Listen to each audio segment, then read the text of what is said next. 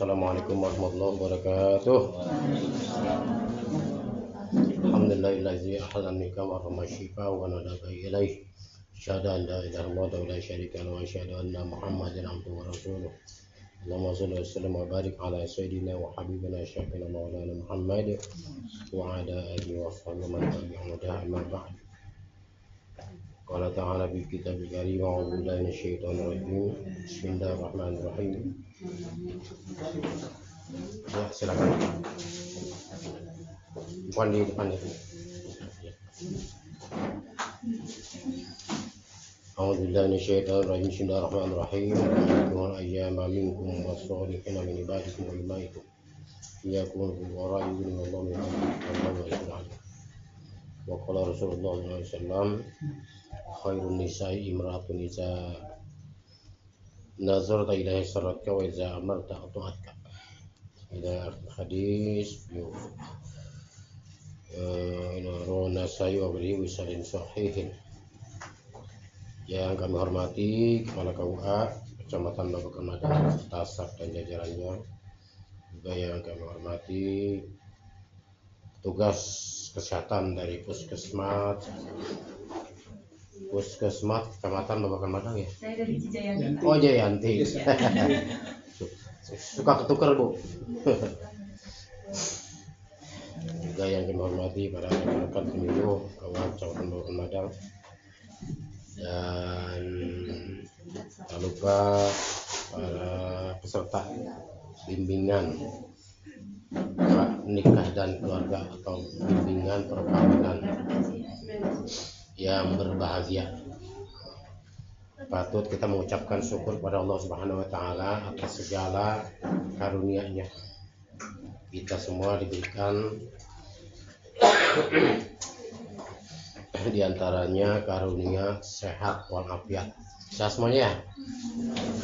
Kalau nggak sehat nggak nyampe kemari.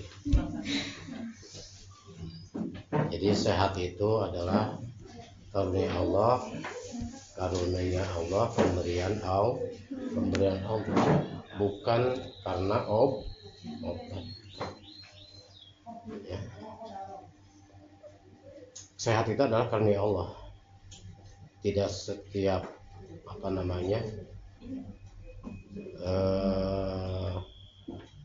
yang sakit itu diobatin langsung sembuh. Semuanya adalah yang punya ketentuan adalah Allah.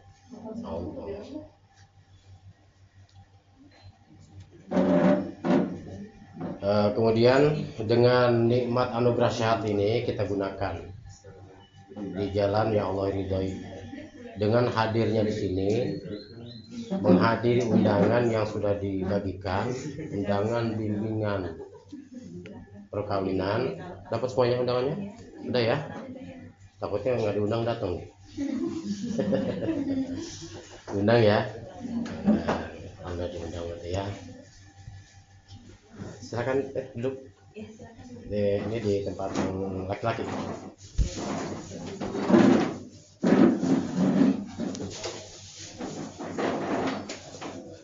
Ini sebagai bukti rasa syukur kita kepada Allah. Nikmat anugerah sehat ini kita gunakan di jalan yang Allah ridhai. Mudah-mudahan dengan niat yang ikhlas, tulus untuk melaksanakan pernikahan,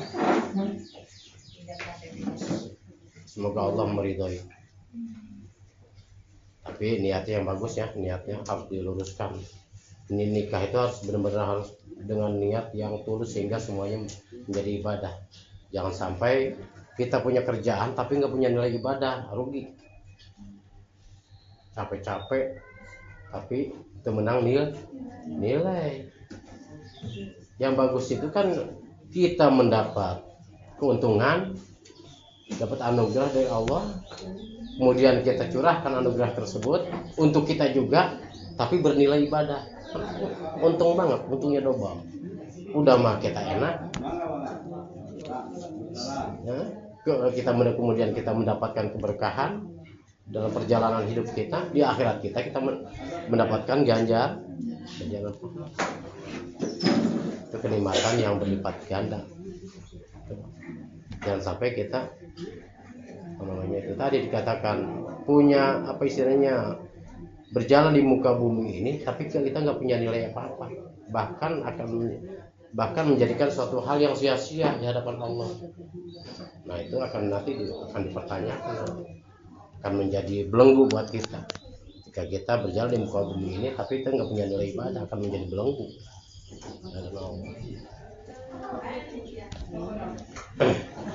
Selanjutnya salawat beserta salam semoga tercurah pada baginda alam yaitu Nabi Muhammad SAW.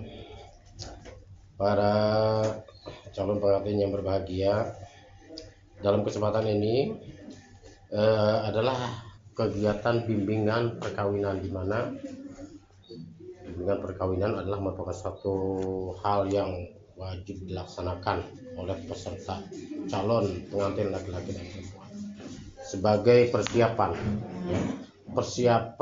pengetahuan, persiapan pengetahuan untuk menjalankan pernikahan dan rumah tangga, di mana pernikahan dan rumah tangga dijalankan bukan hanya sehari dua hari, bukan hanya sebulan dua bulan, bukan setahun dua tahun. Ada yang ditarget? Ada yang ditarget nggak ada ya. Saya mau nikah 3 bulan aja, ada yang ditarget ya. Jadi perjalanan tersebut yang mungkin jauh untuk menemui ujungnya perlu adanya persiapan. Ibarat kita akan berangkat ke suatu tempat dan kita nggak akan kembali lagi, berarti kita harus banyak apa? Kita menjalankan pernikahan dan rumah tangga yang itu nggak akan kembali lagi kita kebujangan, nggak akan kembali lagi kita dalam keadaan sendiri. Berarti kita harus ada persiapan, bekal yang banyak. Dalam kesempatan ini nggak mungkin kita sampaikan semuanya. Bekal untuk menjalankan kehidupan rumah tangga untuk selamanya tentunya masih banyak yang harus digali lagi ya, terkait dengan pernikahan. Kembali lagi bahwa nikah adalah ibadah. Nikah itu adalah ibadah. Kita orang yang sebagai umat muslim melaksanakan suatu pernikahan, dan nikah itu adalah ibadah. Dan ibadah itu sama seperti sholat ya, seperti sholat itu ada yang namanya syarat, ada yang namanya rukun. Sholat itu ada yang namanya syarat, ada yang namanya rukun. Ketika ingin melaksanakan sholat harus ada syaratnya. Sebelum melaksanakan sholat harus ada syarat yang dipenuhi. Apa syarat sah sholat? Suci dari hadas kecil dan hadas besar. Hadas kecil dengan cara berwudu. Hadas besar dengan cara mandi apa? Mandi besar atau mandi junub. Itu syarat sah sholat. Ada syarat, ada rukun. Begitu sholat ada rukun. Nah begitu juga karena nikah ini adalah ibadah, harus ya untuk mencapai satu keabsahan dan kesempurnaan, syarat dan rukunnya itu harus betul-betul dipenuhi. Apa itu syarat nikah? Ya, sebelum menjelaskan tentang syarat nikah, pengertian nikah atau definisi daripada nikah. Nikah kalau dalam fikihnya ya, yang kami ambil dari definisi kitab Kifayatul Akhyar, itu dikatakan al-aqdul masyhur al-mustamil ala syai'il arkan, yaitu suatu syarat ya, suatu akad yang masyhur al-mustamil ala syai'il arkan, di dalamnya meliputi syarat dan rukun. Nah itu namanya nih namanya pengertian atau definisi secara istilah syar'inya ya. Adapun istilah-istilah lughahnya banyak.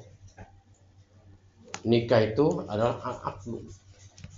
atau ad-dhammu, ya, menyatukan antara satu dengan yang lainnya, ad-dhammu. Kemudian begitu juga secara lugawinya nikah itu adalah al-aqdu, ikatan. Secara administrasi kita sudah membuat satu ikatan, mulai dari kita fotokopi KTP kakak, apalagi ya, KTP kakak, apalagi itu, nah itu akte kelahiran, sama apalagi jasa ya, fotokopi. Kita bawa ke desa atau bawa ke RT dulu, kita minta izin izin daftar nikah ke desa. Nah di situ kita keluarkan KTP kakak dan sebagainya. Di dalamnya adalah data-data kita semuanya. Jadi ketika kita itu berarti bukan main-main membuat satu ikatan dengan mengumpulkan data-data kita, sehingga ketika kita berbuat sesuatu maka akan gampang mencarinya karena data kita betul-betul sudah dikumpulkan. Nah itu adalah suatu ikatan secara lugawi, secara bahasa, secara umumnya.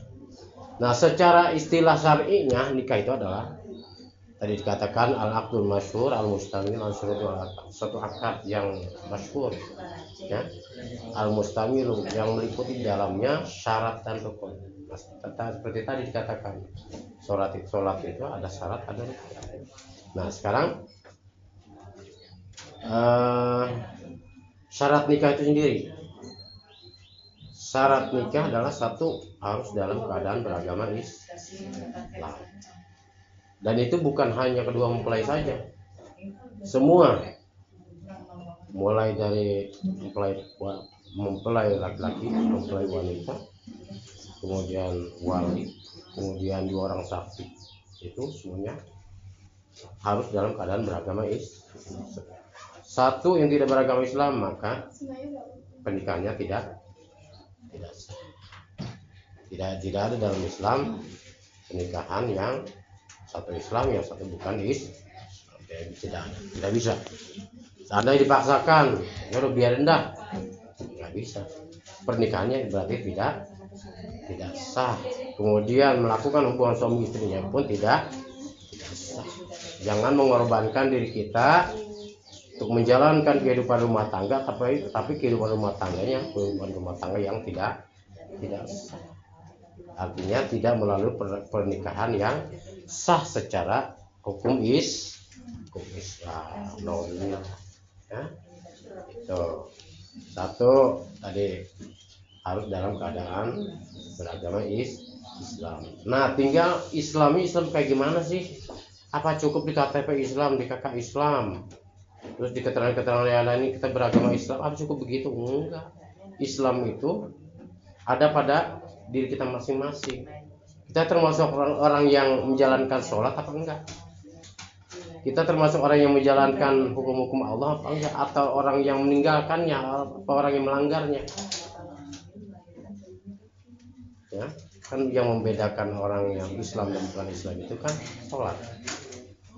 Al-farqu bainal kafir wal muslim as-sholat. Orang yang membedakan orang itu Islam dan bukan adalah sholat. Nah wayahnya karena sudah berkomitmen untuk melaksanakan pernikahan, wayahnya untuk dia mulai saat ini berbenah diri, baik laki-laki maupun perempuan yang masih sering meninggalkan sholat 5 waktunya, ya sekarang wayahnya laksanakan penuhi yang 5 waktu. Masih ada 5 waktu yang masih bolong-bolong nih, 5 waktu yang bolong-bolong masih ada. Ya mulai sekarang, ya kan kita pertama berkomitmen mau nikah. Apa sih tujuan nikah? Nikah itu adalah menyatukan kedua manusia yang berlainan jenis, kemudian berbeda karakter, menyatukan persepsi, menyatukan dua pendapat yang berbeda untuk membentuk satu keluarga yang sakinah mawaddah warahmah, keluarga yang tentram, keluarga yang punya cita-cita mulia, ingin membentuk keluarga yang sakinah mawaddah warahmah yang bisa bermanfaat bagi dirinya, keluarganya, bagi masyarakat, bangsa dan negara secara umumnya, kan gitu. Bukan untuk kepentingan pribadi yang penting saya senang, enggak, itu mah sempit namanya. Yang penting saya senang nikah sama si anu, cuma namanya pikiran sempit, masa manfaat buat diri doang. Orang yang bagus itu adalah manfaat kepada orang lain. Dengan nikah pun harus bisa begitu. Dengan wasilah pernikahan kita bisa bermanfaat bagi diri kita, keluarga kita, masyarakat, bangsa dan negara. Nah itu tadi, dengan membentuk keluarga yang sakinah mawaddah warahmah. Segala sesuatu pun ya, suatu lembaga apapun semuanya berawal dari rumah dulu. Dari rumahnya berantakan, kerjaan pasti di luar pun berantakan. Coba lagi di rumah lagi punya masalah, masuk ke tempat kerjaan berantakan deh di rumahnya, sama seperti nggak tentram lah gitu. Masuk ke tempat kerjaan nggak akan benar, baik itu lembaga formal non formal, baik lembaga itu ya pemerintahan ataupun swasta. Tempat kerjaan itu ya berawal dari keluarga. Nah itu nanti ketika dia di rumah tangga sudah sakinah mawaddah warahmah, di tempat kerjaannya juga akan membawa hal-hal yang ya, kerjaan yang betul-betul sesuai dengan kinerja gitu, ya. Berawal dari keluarga, sakinah mawaddah warahmah sebagai cita-cita kita semua, kemudian memiliki anak yang soleh dan soleha. Nah itu semuanya pembentukannya berawal dari diawali oleh dari kita. Bagaimana kita bisa membentuk keluarga sakinah mawaddah warahmah? Kita sholat aja masih belentong kalau bahasa ini. Oh belentong.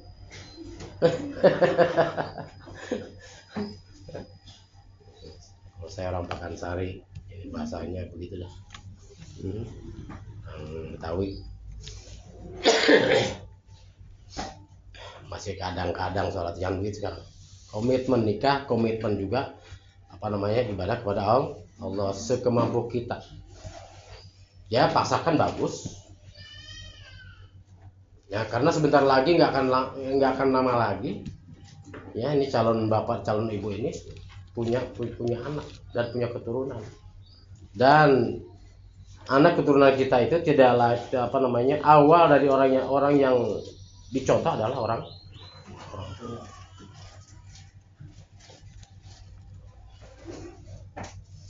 Ya orang tuanya jarang sholat, anak sholat nggak bisa. Orang tuanya sholat masih bolong-bolong, jarang nyuruh anaknya sholat rajin, nggak bisa. Semuanya harus diawal dari diri. Siap ya. Yang sholatnya misalkan bacaannya masih belum benar, merasa belum benar, belum lancar, gerakannya yang caranya yang belum bagus, ngaji lagi. Wayahnya ngaji lagi sekarang. Yang dulu pernah ngajarin kita ngaji, samperin lagi. Samperin ya, kunjungi lagi ya, samperin lagi yang dulu pernah ngajarin kita ngaji, yang kita bisa baca Al-Quran dari Iqra dan sebagainya, tapi kita belum lancar sampai mendalam, samperin lagi, temui, sowan, sambil kita minta doa teganya pada guru kita yang dulu pernah ngajarin ngaji kita, samperin lagi. Kemudian sholatnya, gerakannya, caranya dan sebagainya dia dulu pernah ngajarin kita, sampai lagi ya, bayahnya. Kemudian majlis taklim ya, di rumah banyak majlis taklim kan, lingkungan rumah banyak majlis taklim ya, terutama ibu-ibu ngaji lagi karena ketika ada waktu, nggak terlalu sibuk banget, atau ya sebisa mungkin lah menyempatkan diri untuk ikut ngaji. Jadi karena banyak hukum-hukum yang harus kita ketahui, banyak hukum-hukum agama yang harus kita ketahui untuk membentuk diri kita dulu, untuk membentuk diri kita, calon istri kita nanti, anak-anak kita nanti. Ketika kita sudah menguasai, anak-anak sudah siap menampung ilmu kita wariskan kepada anak-anak kita.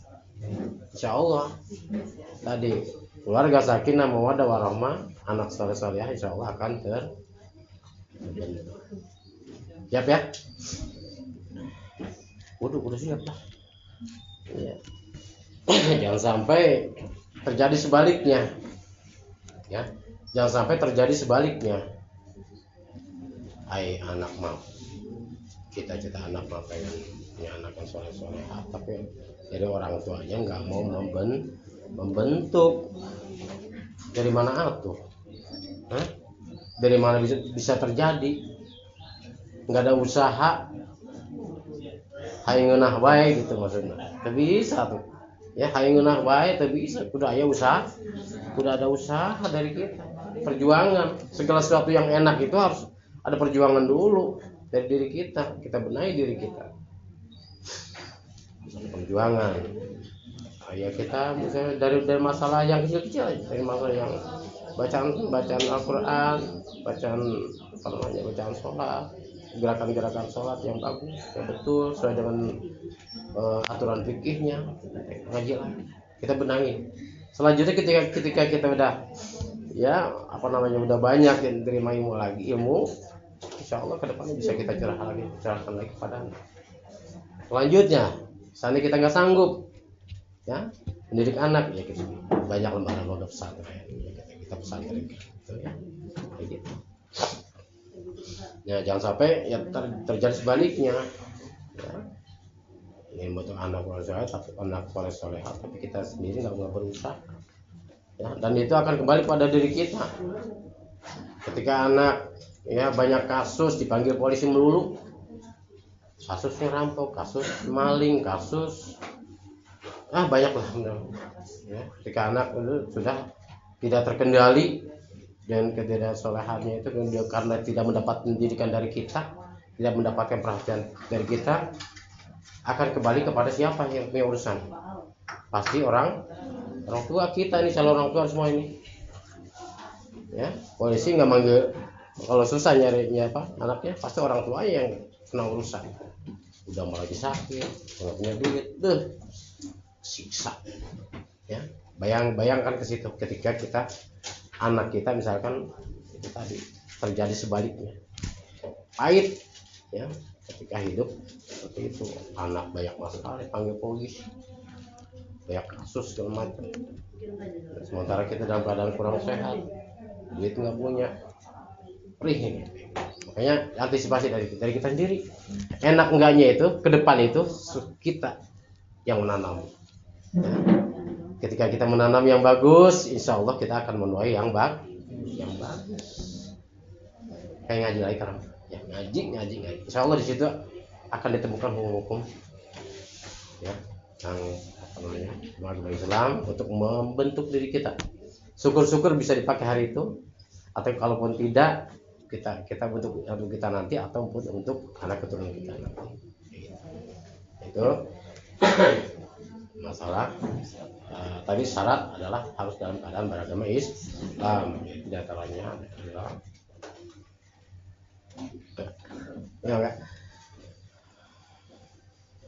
salat. Kemudian Islam itu tadi Islam itu adalah di antaranya adalah salat. Kemudian syarat yang kedua adalah harus dalam keadaan sudah balik. Nikah itu syaratnya adalah yang kedua harus dalam keadaan sudah balik. Balik itu apa balik? Non arbaik teh. Mau balik. Balik orang enggak. Terus. Ada ya, umum? Oke. Oh gitu. Ari balik teh orang Sunda sering banget ngomong balik. Ari mana terbalik? Saya mah nggak tahu. Bahasa Sunda tuh begitu suka ngomong. Mana terbalik amat sih? Nah, ari balik. Balik ya? Balik. Orang Sunda sering banget. Mana terbalik amat sih gitu. Bener. Itu bener. Balik. Nah, balik secara dimaksud dengan fikih di sini adalah orang yang sudah memiliki ciri-ciri tertentu, baik laki-laki maupun perempuan. Ciri-ciri balik bagi wanita adalah menstruasi bagi perempuan. Ya, tentu bagi perempuan. Oh, kita Kayak banget ini jam 11-an lewat lah. Oh gitu, ya, siap.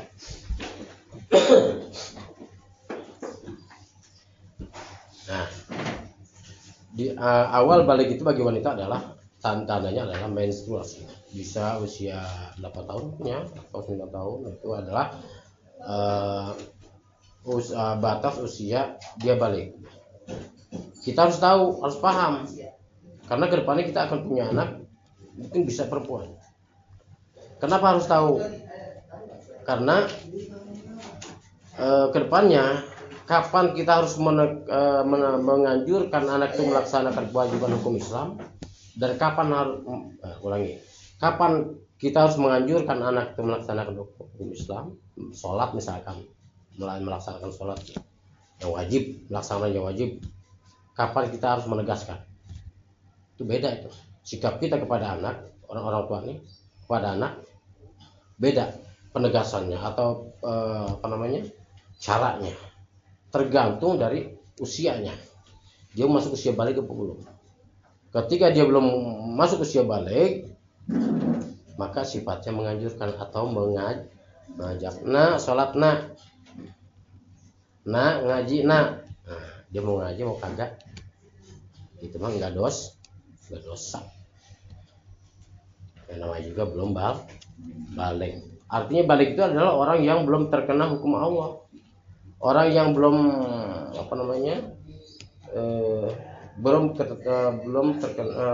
berkewajiban melaksanakan hukum Allah. Bagi yang belum balik, yang wajibnya ditinggalkan boleh. Kalau yang belum balik mah, yang haramnya dilakukan pun enggak dosa. Misalkan anak kecil belum balik, minum minuman keras, kemudian judi dan lain sebagainya, haram-haram dilakukan, dosa gitu bocah. Anak itu dosa enggak? Enggak, karena belum balik. Yang dosa siapa? Orang tua ataupun orang dewasa yang melihat, yang membiarkan. Namanya juga belum terkena hukum Allah. Yang wajib ditinggalkan nggak apa-apa. Tapi sebagai pendidikan kita, anak kepada orang tua kepada anak, ya perlu memberikan satu bimbingan.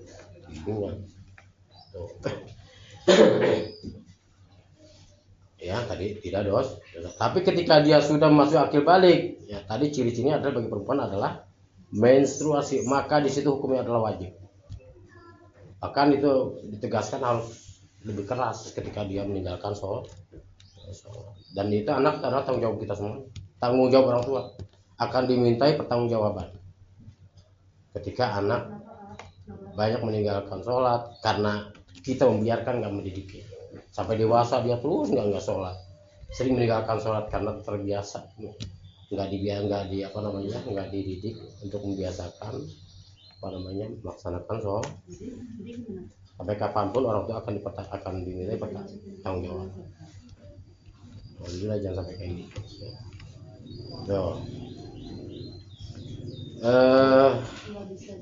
Kembali ke awal ya, bahwa pembimbingan pernikahan itu ya kita dilaksanakan, pernikahan itu harus sesuai dengan undang-undang yang berlaku di Indonesia dan harus sesuai dengan aturan-aturan hukum Islam. Lagi di antara aturan-aturan yang mengatur tentang batasan usia, undang-undang yang mengatur tentang perkawinan diantaranya adalah terkait dengan batas usia pernikahan yang dibolehkan di Indonesia sekarang ini adalah Undang-Undang Nomor 16 Tahun 2019. Yang tadi mengatur tentang batasan usia pernikahan yang dibolehkan, yaitu usia 19 tahun. Ketika kurang umurnya, itu mah harus ada proses lagi. Ini cukup semuanya. Kalau belum cukup balik lagi dong. Ke pengadilan ini harus ke pengadilan kalau cukup ya, nggak ada masalah berarti. Nah. Kemudian tadi balik ya, kembali lagi tadi syarat nikah adalah tadi harus dalam keadaan beragama dan keduanya balik itu adalah tadi dalam fikihnya dikatakan sama Muhammad sallallahu sanatan. Jadi sempurna 15 tahun bagi laki-laki maupun perempuan. Ciri balik laki-laki apa? Apa namanya? Keluar sperma atau mimpi basah. Yang basah itu adalah ciri balik laki-laki, dan kita harus tahu. Nanti untuk pengalaman kita, untuk kepada anak kita apa namanya? Kita laksanakan itu, ya. Kapan kita harus menganjurkan anak untuk melaksanakan wajibannya dan kapan harus menegaskan. Nah, itu batasannya itu adalah balik. Nah, kamu udah balik belum? Apa sih Bu ciri-ciri balik? Kita terangin. Balik itu gini, laki-laki gini. Jelasin, ya. Laki-laki adalah cirinya adalah tadi mimpi basah. Dan ketika sudah apa namanya tadi masuk usia akil balik, maka wajib hukumnya dia melaksanakan hukum sholatnya wajib hukumnya, nggak boleh tinggal zakat dan seterusnya, melaksanakan hukum Islam. Nah, begitu juga tadi terkait dengan bahwa kita wajib memberi orang yang pertama dicontoh oleh anak adalah kita sebagai orang tua nanti. Jangan, nggak usah jauh-jauh, nggak usah lama-lama. Anak usia 2 tahun aja udah bisa ngeliat, bisa memperhatikan, kita udah kenal kita kan. Anak 2 tahun udah kenal kita, pasti kenal orang tua. Orang tua dari mana dia tahu. Kalau keseringan itu apa? Ya. Ketika orang tuanya sering bolak-balik sholat 5 waktu ke masjid atau ke musola berjamaah, ya, anak kita akan melihat, oh, orang tua saya kebiasaan begitu, berarti saya begitu. Ya, itu adalah contoh yang tidak terungkap, tapi dengan apa namanya, dengan sikap, ya. Contoh yang dicurahkan kepada anak dengan sikap. Nah, itu yang paling yang bisa paling menyelesaikan adalah contoh sikap kita kepada anak, contoh yang baik. Ya, jangan sampai kita memberikan contoh atau kita melakukan suatu hal yang dilarang agama, anak itu ngelihat, anak mencontoh, itu nanti anak kita akan mencontoh itu dan akan bermasalah kembali, dan masalah itu akan kembali pada diri kita. Itu balik ya, balik. Kewajiban bagi orang yang balik diantaranya adalah menutup aurat. Menutup aurat wajib hukumnya bagi orang yang balik. Bagi perempuan batasan auratnya adalah dari ujung rambut sampai ujung kaki, kecuali muka dan telapak. Nah, bagi laki-laki auratnya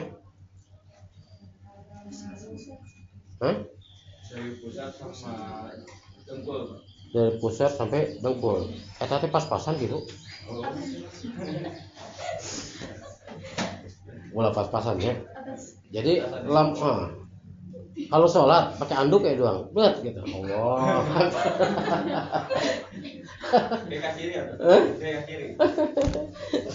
Lain. Sholat pakai anduk kok, Allahu Akbar gitu. Pakai di atas pusat dan di bawah lutut. Allahu Akbar. Sholatnya sah ya? Anduknya bersih. Di atas pusat sampai bawah lutut. Allahu Akbar. Sah kan sholatnya? Laki-laki. Sahnya? Kenapa tuh? Karena menutup. Tapi piraku pakai loba, pakai alus-alus pakai anduk unggul. Artinya kewajiban menutup aurat dari di bawah lutut dan di atas pusat. Dan itu bukan dalam sholat doang. Kewajiban menutup aurat bagi laki-laki bukan hanya di dalam Bagi juga perempuan, kewajiban menutup aurat bukan hanya dalam sholat doang. Sholat malah kena gitu rapatnya muka jeung telapak tanganmu. Di luar sholat pun harus begitu. Nah, dan itu bukan kewajiban yang sifatnya parsial, ya, bukan hanya kewajiban yang sifatnya hanya pada momen-momen tertentu, ke seluruh semuanya, kecuali di dalam rumah. Kamu di kamar mah kumaha ya sok bae kan gitu. Di kamar mah silahkan sama suami gitu ya, suami istri. Itu kewajiban bagi yang balik adalah menutup aurat. Nah, kemudian masuki tadi syarat ya, syarat nikah. Masuki rukunnya. Ada syarat, ada rukun. Nah, rukun nikah udah ada yang tahu? Satu mempelai pria. Harus ada mempelai pria. Yang kedua mempelai wanita. Yang ketiga wali. Wali apa? Wali murid. Ya. Yang ketiga adalah wali. Yang keempat dua orang saksi. Ini semuanya harus dalam keadaan, tadi katakan harus dalam keadaan beragama Islam yang betul-betul ya melaksanakan sholat. Jangan sampai kita syaratnya itu, ketika syarat itu kurang akan pengaruhi keabsahan pernikahan kita. Iyalah, segala sesuatu menuju sesuatu syaratnya kurang, itu akan mengurangi keabsahan pernikahan kita. Makanya yang mulai dari sekarang, nah itu supaya betul-betul nikahnya itu betul nikah yang afdol, nikah yang sempurna dan dijalankan seumur hidup. Ya, mempelai yang pertama mempelai pria, yang kedua mempelai wanita. Bagaimana yang pertama mempelai pria, yang kedua mempelai pria. Nah itu gimana itu? Atau yang pertama mempelai perempuan, yang kedua mempelai perempuan. Jangan sampai naudzubillah min dzalik. Jangan sampai jaga diri kita ini masing-masing ya, baik laki-laki maupun perempuan. Hal-hal yang seperti itu, laki-laki suka laki-laki, perempuan suka perempuan. Naudzubillah, jangan sampai. Dan hal itu bukan hanya terjadi pada zaman sekarang. Ingat, itu pernah terjadi pada zaman Nabi Lut. Bagaimana murka Allah kepada masyarakat yang sudah merata perilakunya seperti itu. Murka Allah rata ya. Daerah itu diratakan seperti itu, sudah tidak ada kampung lagi, pendam semua dengan pasir. Nah, itu karena murka Allah. Kita hindari dari kayak gitu, jangan sampai merata, jangan sampai kita punya penyakit kayak gitu tapi kita menularkan kepada orang lain. Nah, itu akan dosanya luar biasa. Kita obatin kayak gitu, harus diobati bukan dipelihara sebetulnya. Ya, harus diobati kayak gitu penyakit, dan itu menyalahi sunnatullah.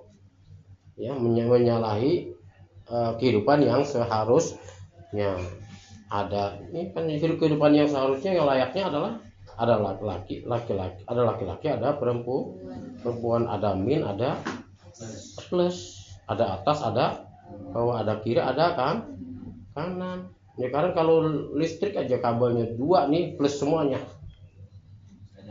kagak nyala, min dua-duanya kagak nyala, nggak manfaat, nggak akan bisa menerangi. Ya, itu sudah menjadi ciptaan Allah. Ya, wa khalaqnakum azwaja, kami ciptakan kamu semua adalah berpasang-pasang supaya menjadi menumbuhkan suatu manfaat. Nggak akan ada manfaatnya laki-laki sama laki-laki, nggak ada manfaatnya, yang ada habis manusia. Ya, ini kalau ada laki-laki dengan perempuan akan berkembang biak. Tuh, ya, alhamdulillah, jangan sampai kayak gitu. Itu pertama tadi mempelai laki-laki, yang kedua mempelai perempuan, yang ketiga adalah wali. Wali itu siapa sih wali? Orang tua apa nih? Kandung, jangan orang tua angkat ya. Awas nih. orang tua kandung. Orang tua kandung dalam arti orang tua kandung yang sah sesudah pernikahan. Jangan ada dulu di dalam kandungan tapi nikahnya belum. Nah itu ya, saya itu bukan orang tua yang sah kayak gitu, nggak bisa dijadikan paham nggak maksudnya? Paham ya? Iya, misalkan kamu ada duluan tapi sebelum adanya orang tua nikah, bisa dilihat dari tanggal lahirnya. Ya, ketika dipaksakan orang tua itu menjadi wali, maka pernikahannya berantakan secara hukum. Artinya tidak sah. Berarti ketika dipaksakan nikahnya itu tidak sah. Hubungan suami istrinya juga tidak sah karena tidak melalui pernikahan yang sah. Paham ya? Itu adalah pertama orang tua kandung. Orang tua kandung yang yang sah.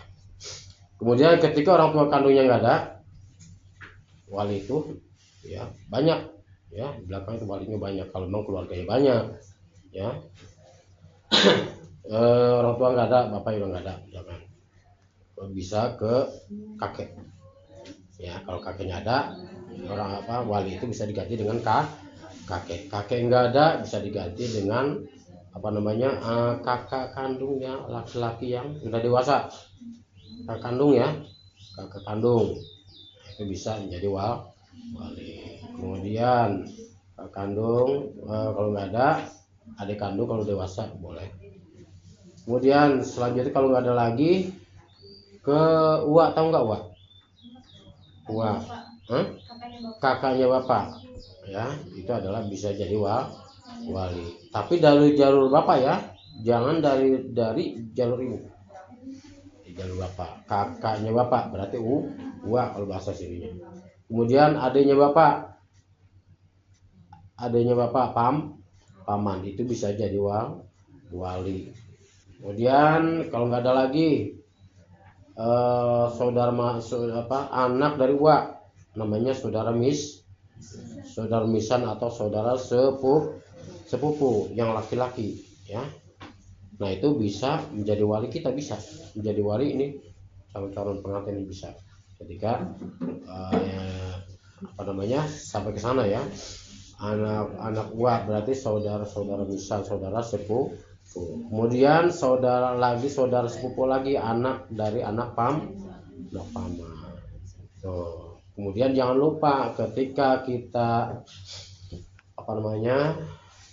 minta diwalikan oleh siapapun, baik orang tua ataupun tadi dari orang yang tadi disebutkan tadi, jangan lupa mohon kakek, uwa, paman, kakak, tolong nanti tanggal sekian niatkan karena Allah nikahkan saya ya, sama-sama semuanya, baik pengantin laki-laki perempuan semuanya saksi, betul-betul harus punya niatnya ikhlas karena Allah, supaya betul-betul nikahnya itu menjadi ibadah.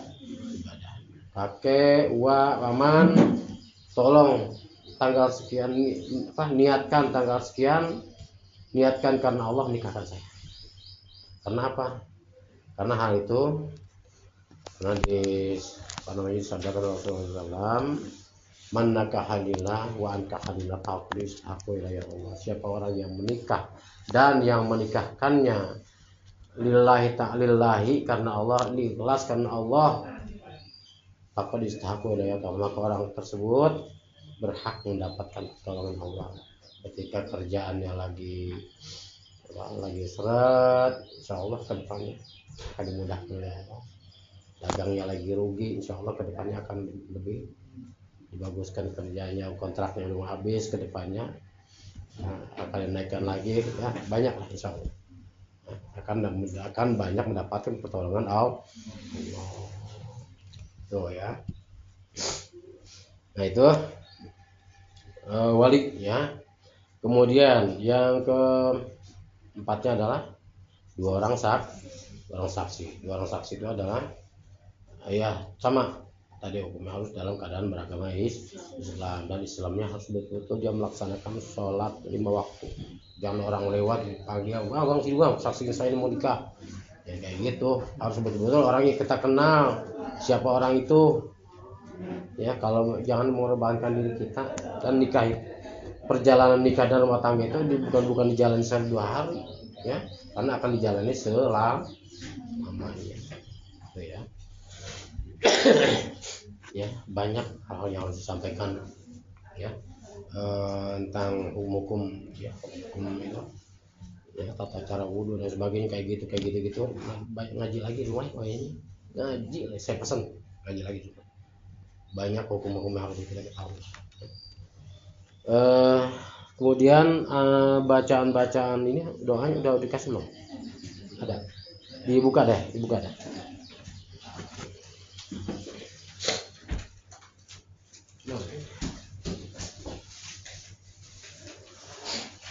Dibuka, kita baca sama-sama.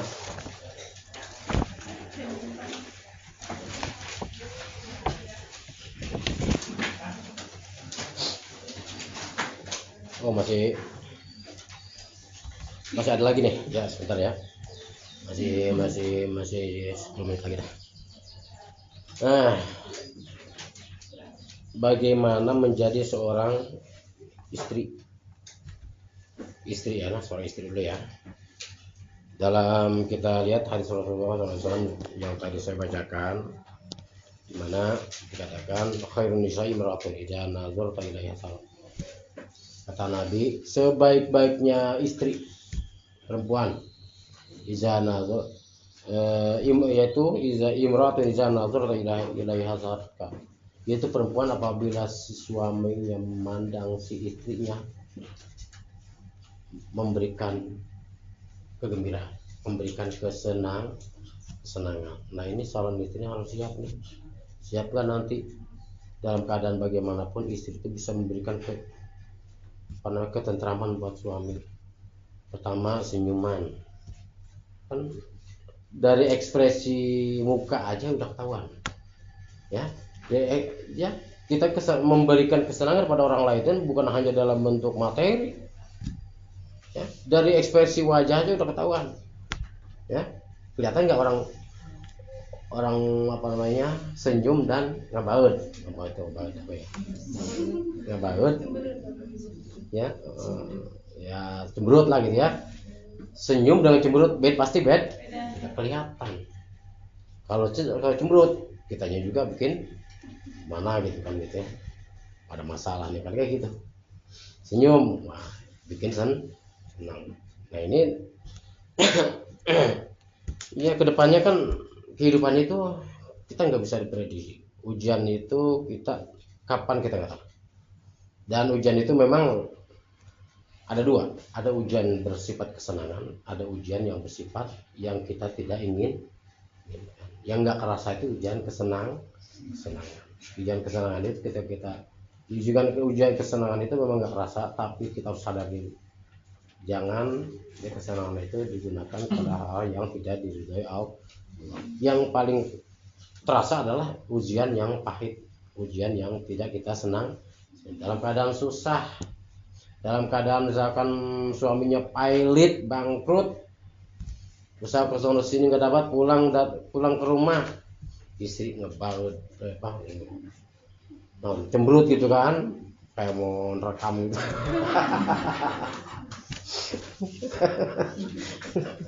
Yang menerkam gitu kan. Nah nyata kayak gitu. Istri yang baik adalah khairun nisa'i imra'atun idza nazarta ilaiha sarka. Istri yang baik adalah apabila si suami itu melihat, memandang si istri itu dalam keadaan bagaimanapun memberikan kesenangan. Manfaatnya apa? Ketika suami mengalami suatu kegagalan di tempat kerjanya, tapi istri tetap sabar dan bisa menghibur suaminya, itu pikiran akan terbuka. Tapi kalau sebaliknya, udah mandi ke tempat kerjaan banyak masalah, di rumah kayak mau diterkam gitu kan, yang ada kalau marah-marah ribut lah gitu. Berawal dari siapa tuh? Ya suami memang nggak salah, suami betul-betul sedang mencari kerjaan, kerja, dan masalah itu bukan hal yang diinginkan, bukan keinginan suami. Yang salah siapa? salah sikap adalah dari istri, salah bersikap, salah menempatkan diri. Ya. Bila nazar taizalaiha ketika suami itu memandangnya, suami itu betul menjadi menyenangkan dengan menyenangkan karena suami meskipun pikiran lagi ruwet, insya Allah ngobrol berdua sambil bercanda itu pikiran akan terbuka. Insya Allah solusi pun akan muncul ketika dimusyawarahkan dengan cara ya, dibawa enjoy, ya dibawa apa namanya, santai aja, dibawa senyum. Ya kayak pertama kasih senyuman itu suami, dan pas datang dikasih apa namanya cemberut, aduh udah makin riut. Pengalaman soalnya saya kayak gitu. Jadi jangan sampai kayak gitu ya. Ketika itu punya ya istilahnya pulang di mana-mana sambut dengan senyuman, nggak usah ngasih duit, nggak usah. Ya nggak perlu dengan materi senyuman aja dengan bahasa yang indah yang lembut. Bapak atau apalah nyebutnya gitu ya, mau ngopi dulu, istirahat dulu, mandi dulu, sembari senyum, jangan bari sewot gitu ya, jangan sambil sewot. Beda kan orang, sikap orang ya nyuguhin tapi bersewot, ada kan kayak gitu, nggak enak itu kayak gitu ya, nyuguhin atau ngomong apa bersewot ya, harus sabar ya, karena belum berasa. Tapi bayangkan kayak gitu, saya siap nggak kayak gitu, harus siap. Saya sahabat calon istri ini, calon itu yang soleha ya, harus siap ke depannya kayak gitu. Belum tentu ke depan kehidupan kita tuh akan seindah yang kita pikirkan, karena itu adalah ujian Allah ya. Ujian itu dimanapun terjadi, kepada siapapun terjadi ujian ya. Zana zarta ilaiha sarka wa iza amarta ata'atka, apabila si suami itu memerintahkan kepada si wanita tersebut, istrinya, ata'atka selalu taat. Siap taat sama suami? Siap taat nggak sama suami? Jangan ragu-ragu. Kayaknya ragu-ragu nih. Siap taat sama suami. Iza amarta ata'atka, apabila si suami itu memerintah kepada si istrinya, atau selalu taat. Siap taat kan nih? Kayaknya pegang amat jadi istrinya. Udah taat sama suami. Kamu udah begitu takdirnya, ya. Kamu sudah menjadi begitu takdirnya. Allah menentukan kayak gitu. Iza amarta ata'atka, ya, apabila si suami memerintahkan kepada si istri, taat, siap taat pada suami. Neng, malakin air, mandi air hangat gitu, agak masakin. Neng, gorengin tahu, gorengin ikan. Tong bari malamar bari sewat pula. Kayak pahala leungit, kagak ada pahalanya. Iya, kalau namanya kita ngerjain sesuatu bari ambek-ambekan, berarti kan nggak ikhlas. Mengerjakan sesuatu disuruh, dipaksa, ya seolah terpaksa, berarti kan nggak ikhlas, itu nggak ada pahalanya berarti kayak gitu. Itu cuma udah mau capek nggak dapat pahala ya.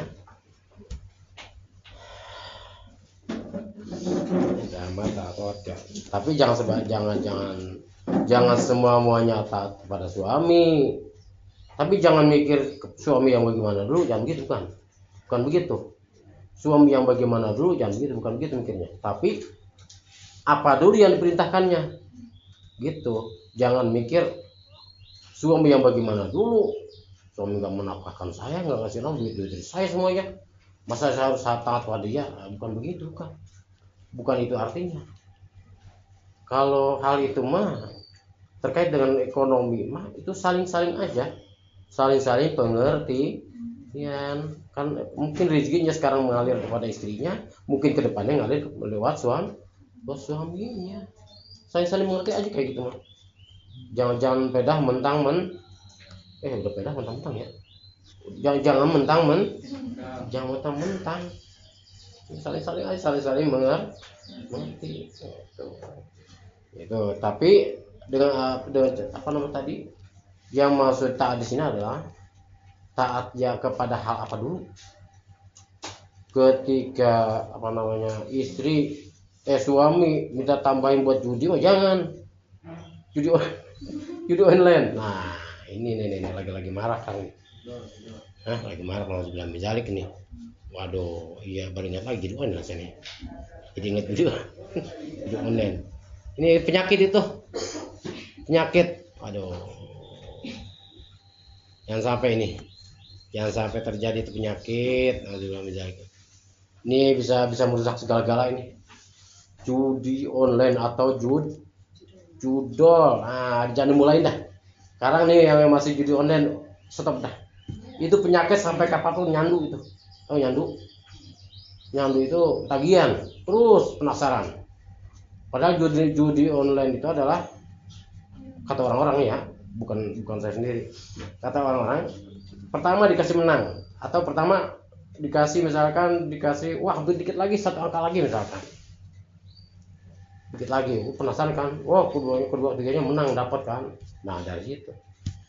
Selanjutnya udah penasaran tinggal dikit lagi. Akhirnya duitnya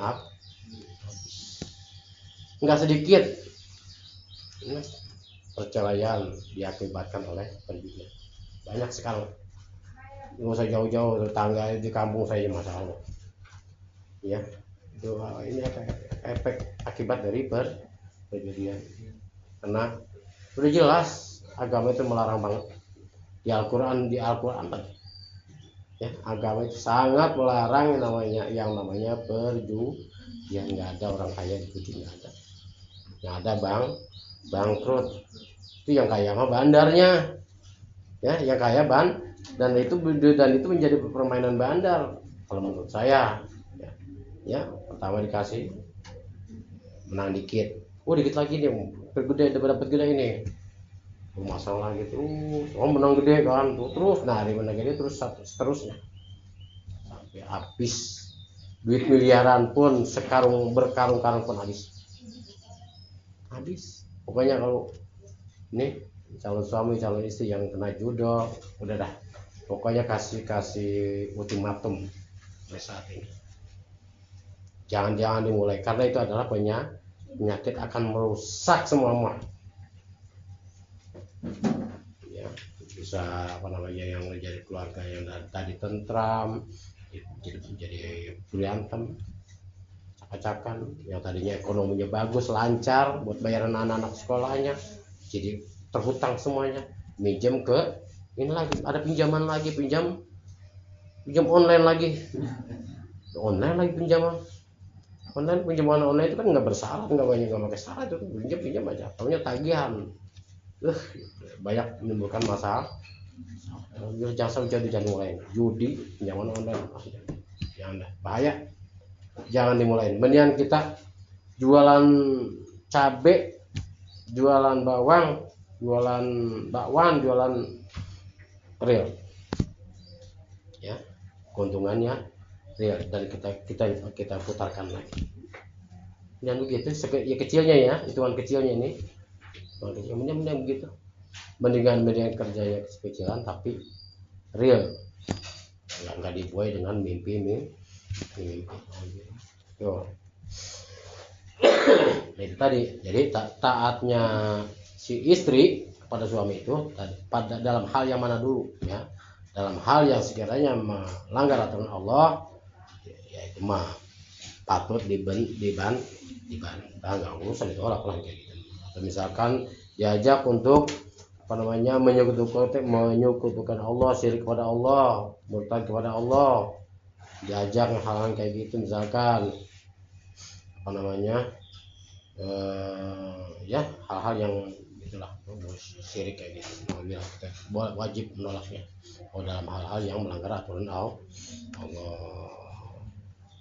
Wa iza ghibta anha hafizatka, apabila si suami ini nggak ada di rumah. Nah, kata Nabi, wa iza ghibta anha hafizatka, apabila suami tidak ada di rumah, si istri berkewajiban memelihara kehormatan, memelihara dirinya memelihara teramanati hartanya, teramanati anak-anak. 3 hal yang harus dijaga ketika suami tidak ada di rumah. Jangan sampai mentang-mentang, jangan sampai aja mumpung. Wah, suami lagi kerja jauh, nggak pulang-pulang, lama nggak pulang, ngabring-ngabringan kemana. Nah, itu bahaya tuh kayak gitu. Itu berarti belum masuk kategori wanita yang soleha, nggak bisa memelihara amanat suami. Amanat suami itu ketika meninggalkan rumah adalah satu, si wanita itu memelihara kehormatannya, hafizotka, ya, memelihara kehormatan, memelihara dirinya, memelihara hartanya, memelihara anak-anak. Meskipun, ya, artinya si istri itu nggak keluar dari rumah. Meskipun misalkan orang tua si istri dikabarkan sakit oleh keluarganya, teh, umi, bapak sakit nggak sehat, itu kalau wanita soleh nggak keluar dari rumah. Meskipun itu nengok orang tua. Dikabarin lagi, teh, bapak, ibu makin parah sakitnya. Itu kalau wanita yang soleh, yang belum mendapatkan izin dari suami, itu nggak keluar dari rumah. Pernah dengar itu? Pernah ya? Wanita yang soleh itu nggak keluar dari rumah.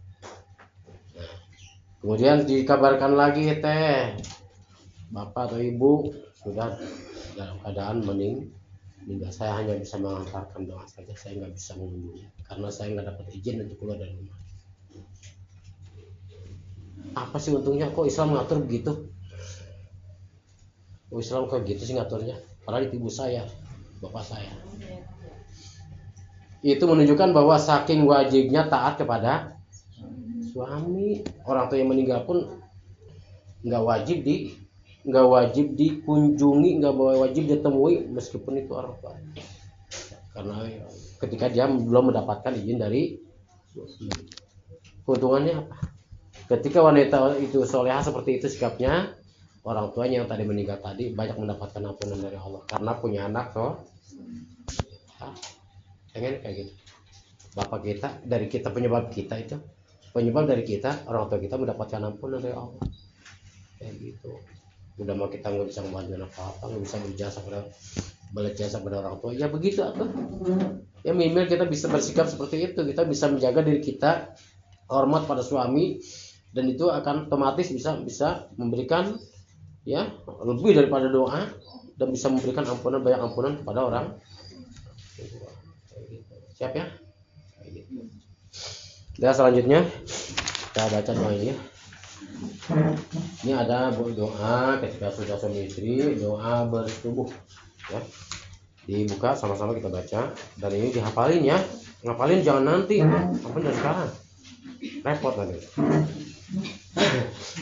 Ini doa bersetubuh judulnya. Bismillahirrahmanirrahim. Bismillahi. Allahumma janibna syaitan wa janibis syaitan ma razaqtana. Bismillahi. Allahumma janibna syaitan wa janibis syaitan ma razaqtana. Baca sama-sama. Bismillahi.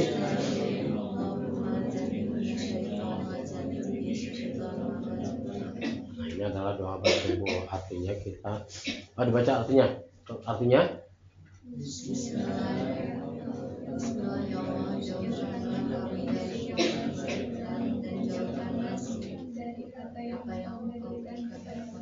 ya, ini artinya kita mohon perlindungan dari Allah dari gangguan setan.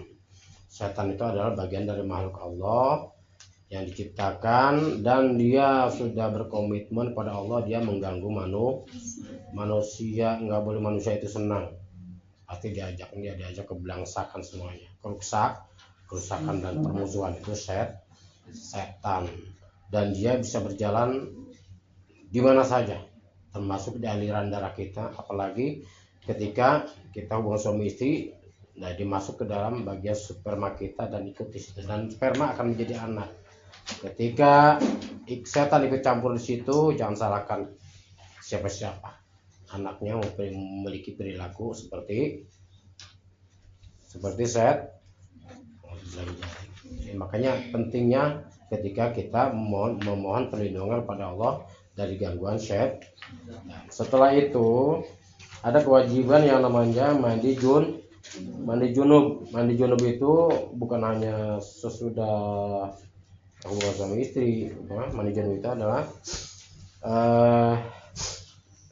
setelah haid, telah melahirkan, itu mandi junub. Bagi laki-laki telah keluar sperma atau basah gitu ya, suami dan sebagainya, itu ada kewajiban mandi junub atau mandi besar. Dan ini adalah niat ya yang perlu diucapkan ketika sebelum mengguyurkan air ke badan. Ya, dibaca Bismillahirrahmanirrahim. Nawaitu raf'a hadasil akbar an jamil badani fardhan lillahi ta'ala. Nawaitu raf'a hadasil akbar an jamil badani fardhan lillahi ta'ala. Nawaitu terus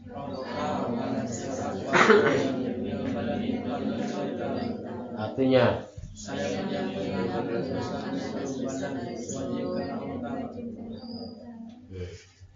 ini mandi junub sebelum mengguyurkan air ke badan.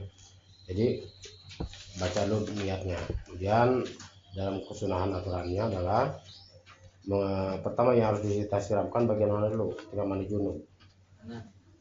Ya, kanan. Ada lagi yang lain? Mandi junub aturan ininya, aturan adab-adabnya.